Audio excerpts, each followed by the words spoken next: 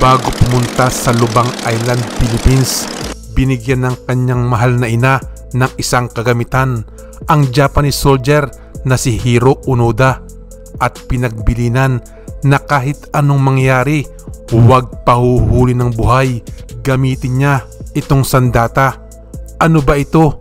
Abangan sa kabuuan ng kwento. Binata at sa murang edad na 18, pinili ng Hapones na si Hiro Onoda na magsilbi sa bayan, at doon nga nag-apply siya bilang sundalo at napabilang sa Imperial Japanese Army. Sinanay si Onoda bilang isang intelligence officer ng Army World War II noon, at December 26, 1944, ipinadala si Onoda sa Lubang Island, Philippines na may isang misyon, ang hadlangan o pigilan ang pag-atake ng mga kalaban sa Lubang Island, sirain ang mga paliparan ng eroplano at daungan ng mga barko.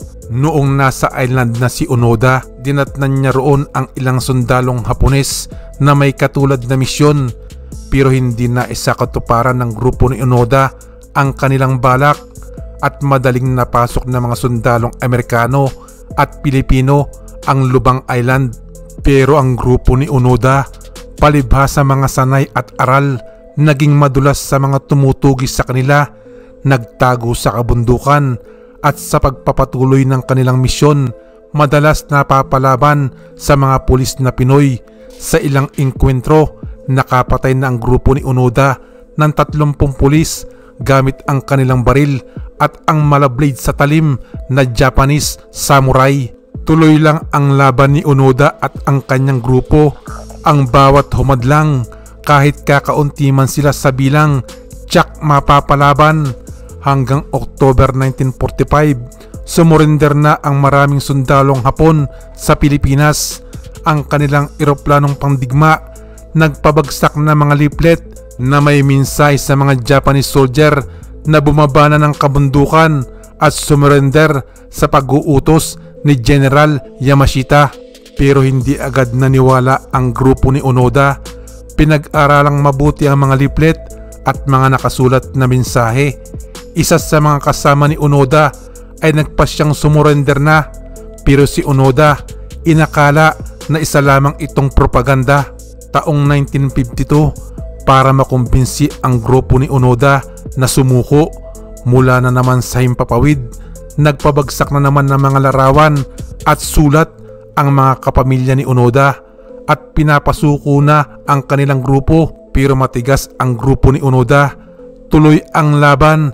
Sa isang engkwentro, tinamaan ng baril ang dalawang kasama ni Onoda. Sa pangyayaring ito, solo na lang si Onoda na ituloy ang misyon. February 20, 1974, may isang Hapones, si Norio Suzuki, na nagtiyagang hanapin si Teniente Onoda sa Lubang Island. Lumipas ang 4 na araw, swerteng nagkita si Onoda at Suzuki. Sa kanilang pag-uusap, kinumbinsi ni Suzuki na sumuko na itong si Onoda, pero tumanggi ito at sinabing susuko lamang siya sa order ng kanyang superior officer. Dala ang ilang mga larawan bilang patunay ng pagkikita nila ni Onoda sa Lubang Island. Bumalik si Suzuki sa Japan para hanapin si Major Yoshimi Taniguchi, ang commanding officer ni Onoda. March 9, 1974, sa isang kahilingan, bumiyay si Major Taniguchi pa Lubang Island para puntahan ang kanyang sundalo na naiwan doon na walang kaalam-alam na tapos na ang gera.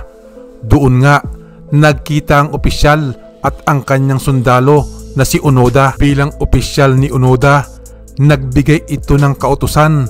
Narilib na sa duty si Onoda at sumurrender na ito, at sa kanyang pagsuko, kasama na rin ang kanyang mga kagamitang pandigma, ang Arisaka Type 99 rifle, ang matalas at nasa kondisyon pang samurai, maraming bilang na mga bala at granada, at ito, pati ang maliit na patalim na ibinigay ng kanyang mahal na ina na may bilin na kung masusukol ng mga kalaban, gamitin niya ito para patayin ang sarili at huwag pahuhuli ng buhay.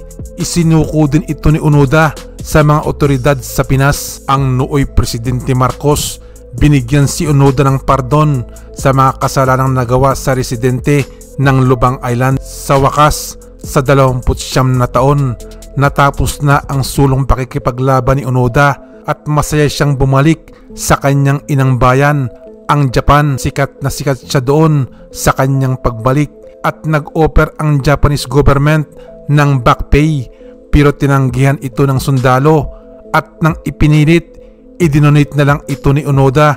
April 1975, hindi masaya si Onoda sa atensyon na ibinibigay sa kanya ng bansang Japan at sa pagkadismaya sa nabagong kultura ng mga Hapones, nagpa siya itong pumunta at manirahan sa bansang Brazil. 1996, kasama ang kanyang asawa, bumisita si Onoda sa Lubang Island kung saan siya nagtago ng maraming taon at nag-donate ng $10,000 sa isa sa mga school doon.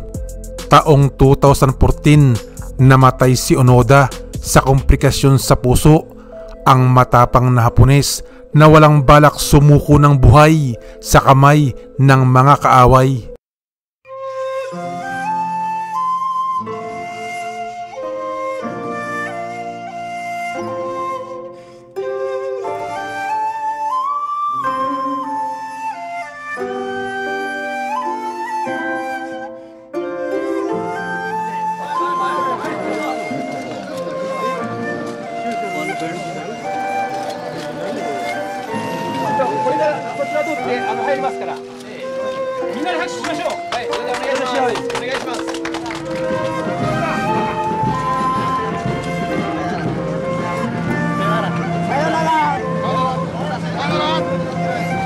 Iyan ang gusto kong i-share sa inyo ngayong araw at abangan nyo ang ilan pang interesting na video na ipapalabas ko sa aking channel. Kung nagustuhan nyo ang video, pakiclick ang subscribe button at pakiclick na rin ang notification bell. Maraming salamat sa inyong panonood.